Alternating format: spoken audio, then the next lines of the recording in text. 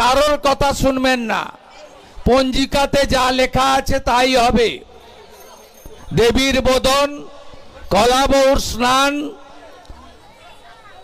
আমাদের অষ্টমীর পুষ্পাঞ্জলি, নবমীর আরতি, বিজয়া দশমী নিরঞ্জন, ঘট বিসর্জন, সিঁদুর খেলা, এগুলো কোনো লোকের কথায় হবে না। তার হাতে যতই পুলিশ থাকুক, যতই টাকা থাকুক, যতই প্রশাসনিক ক্ষমতা থাকুক, যতই গুন্ডা থাকুক, তিনি যত বড় বাহুবলী হন না কেন, পঞ্জিকা শাস্ত্র মতেই হিন্দুরা দুর্গা পূজা পালন করবে এবং হিন্দুদের পূজা হবে সাত্বিকতা মেনে, হাজার হাজার বছরের আমাদের রীতিনীতি মেনে।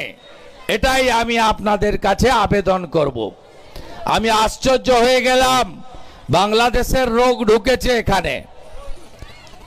উত্তর 24 পরগনা রামডাঙ্গার এমএলএ রফিকুর রহমান সাহেব, তিনি বলছেন যে পুজো প্যান্ডেলের যে মাইক টাইক গুলো আছে, সেটা উনি যে ধর্মে বিশ্বাস করেন সেই ধর্মীয় প্রতিষ্ঠানের কাছে উনাদের ধর্ম পালনের যে সময় সেখন যেন না বাজে।